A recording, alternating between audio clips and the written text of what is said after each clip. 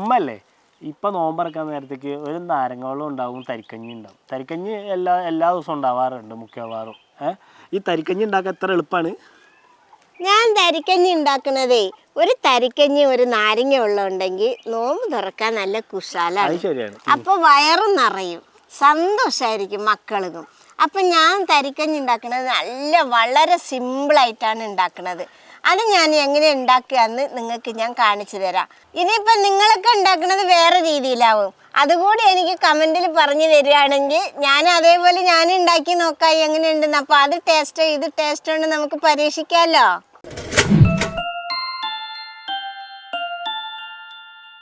ഇത് വലിയ പ്രിപ്പറേഷൻ ഒന്നും വേണ്ട. ഞാനിതാ ഒരു വലിയ ചട്ടി അടുപ്പത്ത് വെക്കുകയാണ്. ഇനി നമുക്ക് ഈ ചട്ടി ഒന്ന് കത്തിച്ച് ചൂടാക്കിയിട്ട് എടുക്കാം. ഇനി ചട്ടി ഒന്ന് ചൂടായി വന്നാൽ 2 ടീസ്പൂൺ നെയ്യ് അങ്ങോട്ട് ഒഴിച്ചു കൊടുക്കാം. മക്കളെ, നെയ്യ് എടുക്കുമ്പോൾ നല്ല നെയ്യ് നോക്കി വേണം എടുക്കാൻ കേട്ടാ. അപ്പോഴാണ് നമുക്ക് തരിക്കഞ്ഞിയുടെ നെയ്യുടെ ഒരു നല്ല മണം വരുന്നത്. ഇനി നമ്മുടെ നെയ്യ് ഒന്ന് ചൂടായി വന്നാൽ ഒരു 5-6 ചെറിയ ഉള്ളി കുനുകുന അരിഞ്ഞത് ഇട്ട് കൊടുക്കാം. ഈ ചെറിയ ഉള്ളി ഒന്ന് നന്നായിട്ട് പൊരിഞ്ഞ് വരട്ടെ കേട്ടോ. ഇത് ഇച്ചിരി ഉള്ളിയല്ലേ ഉള്ളു, അപ്പൊ പെട്ടെന്നാവട്ടെ മക്കളെ. അപ്പൊ ഇത് അടുപ്പത്ത് വെച്ചിട്ട് നിങ്ങൾ സമയം നോക്കാനോ പുറത്താരും വന്നോന്നോ നോക്കാനോ ഒന്നും പോവരുത് കേട്ടോ. അപ്പൊ നമ്മുടെ ഉള്ളി കരിഞ്ഞു പോകും, അതാണ് പറഞ്ഞത്. ഇതാ ഉള്ളി ഈ പരുവായി വരുമ്പോ നമുക്ക് ഇതിൽ കുറച്ച് അണ്ടിപ്പരിപ്പിട്ട് കൊടുക്കാം. അണ്ടിപ്പരിപ്പൊന്ന് ചെറിയ കളർ കൂടിയായി വരും. മക്കളെ, ഇത് വെക്കുമ്പോ ഏറ്റവും ചെറിയ തീയിൽ വേണം ഇത് പൊരിച്ചെടുക്കാൻ കേട്ടോ. ഇപ്പൊ നമ്മുടെ അണ്ടിപ്പരിപ്പ് ഒരു ചെറിയ കളറായി വന്നിട്ടുണ്ട്. ഇനി നമുക്കിതിൻ്റെ കൂടെ ലേശം മുന്തിരി ഇട്ട് കൊടുക്കാം. മുന്തിരി വേണമെങ്കിൽ ഇട്ട് കൊടുത്താൽ മതി, നിർബന്ധമൊന്നുമില്ല കേട്ടോ. ഇനി നമ്മുടെ മുന്തിരി ഒന്ന് വീർത്ത് വരട്ടെ. ഇത് കണ്ടില്ലേ മക്കളെ, നമ്മുടെ മുന്തിരിയൊക്കെ വീർത്ത് വരുന്നുണ്ട്. ഇനി നമുക്കിതിൽ ഒരു 2.5 കപ്പ് പാൽ ഒഴിച്ചു കൊടുക്കാം.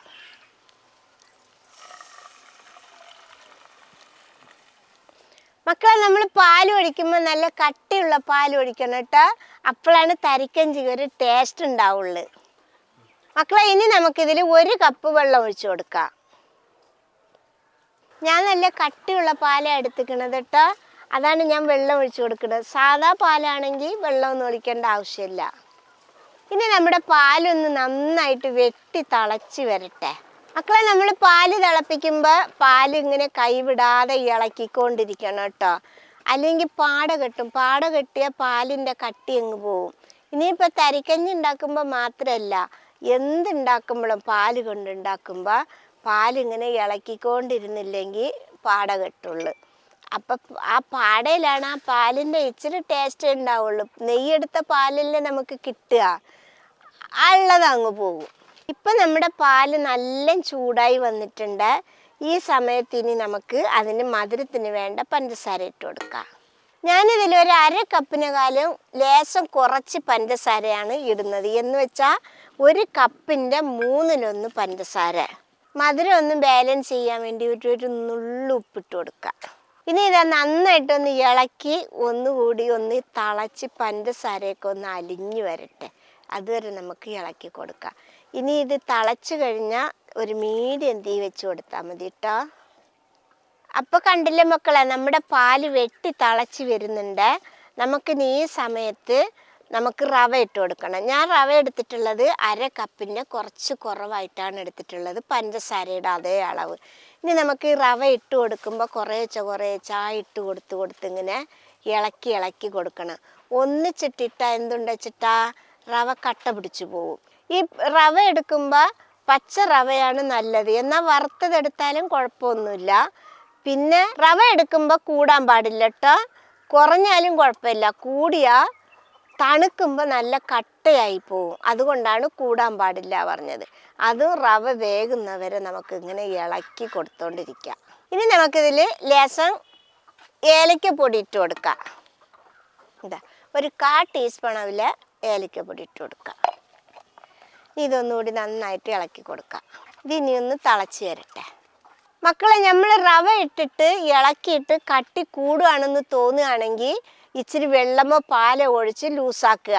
അത് എന്താണെന്ന് ചോദിച്ചാൽ നമുക്ക് കിട്ടുന്ന റവയുടെ വ്യത്യാസം കൊണ്ടാണ് കേട്ടോ അങ്ങനെ ആവണത്. മക്കളെ, നമ്മുടെ തരിക്കഞ്ഞി ഇതാ തിളച്ച് വന്നിട്ടുണ്ട്. നമുക്ക് നീതി ഇറക്കി വെക്കാം. റവ ഒന്ന് വെന്ത് തിളച്ച് വന്നാൽ മതി കേട്ടോ. ഇത് നമ്മൾ ഇറക്കി വെച്ചിട്ട് ഇത് പാട കെട്ടാതിരിക്കാൻ ഒന്ന് മെല്ലെ അങ്ങനെ ഇളക്കി ഇളക്കി കൊടുക്കാം കേട്ടോ. ഒന്ന് ചൂടാറുന്നവരെ, അല്ലെങ്കിൽ മെല്ലെ പാട കെട്ടുള്ളൂ. ആവി പറക്കണുണ്ടില്ലേ, ആവി പറക്കലങ്ങ് നിൽക്കട്ടെ. മക്കളെ, നമ്മുടെ തരിക്കഞ്ഞിയുടെ ചൂടൊക്കെ ഒന്ന് ആറിയിട്ടുണ്ട് ചെറുതായിട്ട്. ഇനി നമുക്ക് ഗ്ലാസ്സിൽ ഒഴിക്കാം. ഇതാണ് നമ്മുടെ തരിക്കഞ്ഞിയുടെ കട്ടി, കണ്ടില്ലേ? ഇത്രയും ലൂസ് വേണം, അപ്പോഴാണ് കുടിക്കാനൊരു നല്ലൊരു ഇതുണ്ടാവുക. നമുക്കിത് ഗ്ലാസ്സിൽ ഒഴിച്ചു കൊടുക്കാം. ഈ തരിക്കഞ്ഞിയൊക്കെ കുടിക്കുമ്പോഴേ ചെറിയ ചൂടോടെ വേണം കുടിക്കാൻ. അപ്പോഴാണ് തരിക്കഞ്ഞിയുടെ ടേസ്റ്റ് എങ്ങനെയെന്ന് നമുക്ക് മനസ്സിലാവുന്നത്. അപ്പം മക്കളെ, ഇത്രയേ ഉള്ളൂ ഞാൻ ഉണ്ടാക്കുന്ന തരിക്കഞ്ഞി. അപ്പം എല്ലാവരും ഇതേപോലെ ഒരു പ്രാവശ്യമെങ്കിലും ഉണ്ടാക്കി നോക്കണം. ഞാൻ നേരത്തെ പറഞ്ഞതുപോലെ ഇതിലെന്തെങ്കിലും വ്യത്യാസം ഉണ്ടെങ്കിൽ നിങ്ങൾ എനിക്ക് പറഞ്ഞു തരണം. നിങ്ങളെങ്ങനെ ഉണ്ടാക്കുകയെന്ന്. ഇഷ്ടപ്പെട്ടാൽ സബ്സ്ക്രൈബ് ചെയ്യുക, ലൈക്ക് ചെയ്യുക, കമൻറ്റ് ചെയ്യുക, ഷെയർ ചെയ്യുക. മക്കളെ ഫോളോ ചെയ്യാനും കൂടി മറക്കരുതേ.